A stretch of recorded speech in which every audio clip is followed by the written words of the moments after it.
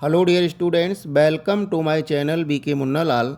आज मैं आपको 12th English prose book Flamingo के lesson 2 lost spring stories of stolen childhood से long answer type question discuss करने वाला हूं। यदि अभी तक आप मेरे चैनल पर नए हों तो चैनल को सब्सक्राइब अवश्य कर लें, जिससे आप मेरे आने वाले हर वीडियो का नोटिफिकेशन प्राप्त कर सकें। आइए शुरू करते हैं long answer type question from the lesson lost spring stories of stolen childhood. Question है, mention the hazards of working in glass bangle industries. Mention the hazards of working in glass bangle industries. कांच की चूड़ियों के कारखाने में काम करने वाले खतरों का उल्लेख कीजिए, खतरों का वर्णन कीजिए। और करके क्वेश्चन पूछा जा सकता है, describe the difficulties the bangle makers of Firozabad face in their lifes. चूड़ी की फैक्ट्री में, चूड़ी की कारखाने में काम करने वाले जो वर्कर हैं, चूड़ी बनाने वाले जो लोग हैं फिरोज़ाबाद के, उन्हें जीवन में किन कठिनाइयों का सामना करना पड़ता है, उनका वर्णन कीजिए। ये दो तरह से इस क्वेश्चन को पूछा जा सकता है। आइए इसका आंसर देखते हैं। इंट्रोडक्शन से शुरू करेंगे। In the second part of the lesson lost spring, the author Anees Jung describes the hazards, difficulties and problems faced by the glass bangle makers of Firozabad. Lost spring chapter के दूसरे भाग में लेखिका अनीस जंग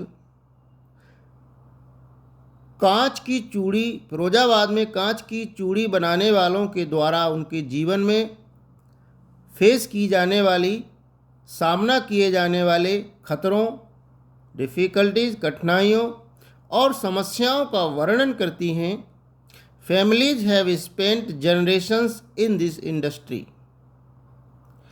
परिवारों ने इस उद्योग में अपनी जनरेशंस, पीढ़ियों को खपा दिया। नेक्स्ट पॉइंट है, अनहेल्दी कंडीशंस। अस्वस्थ कर कार्य करने की दशाएं। जहां वो काम करते हैं वहां की कंडीशंस स्वास्थ्यवर्धक नहीं हैं। Parents and their children work in glass furnaces in small rooms without air and light.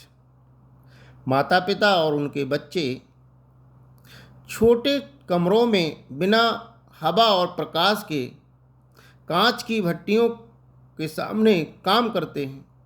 As a result, परिणाम स्वरूप, they lose their eyesight by the time they become adult.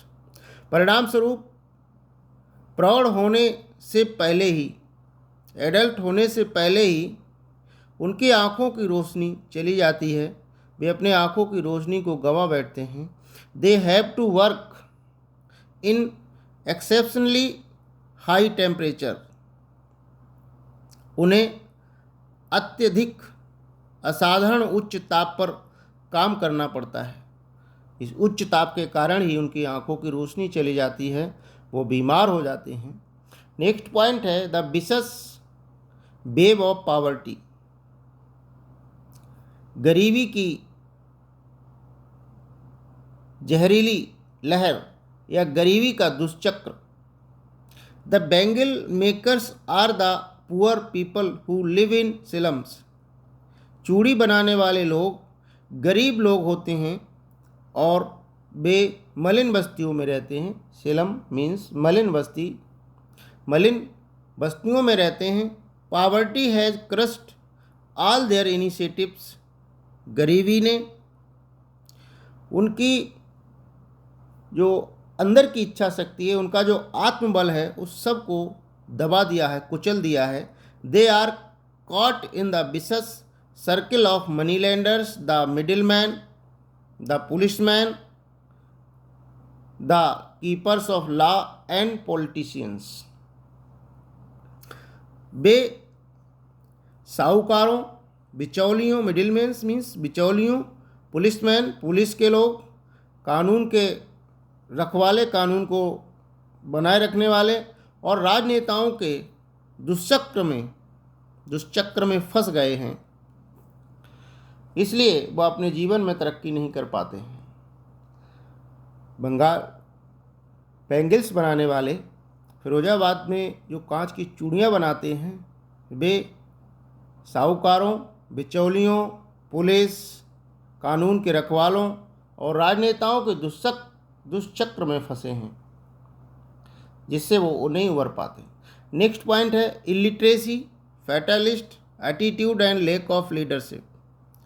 Illiteracy कहते हैं अशिक्षा को, fatalist भाग्यवादी दृष्टिकोण, fatalist attitude भाग्यवादी दृष्टिकोण और नेतृत्व की कमी।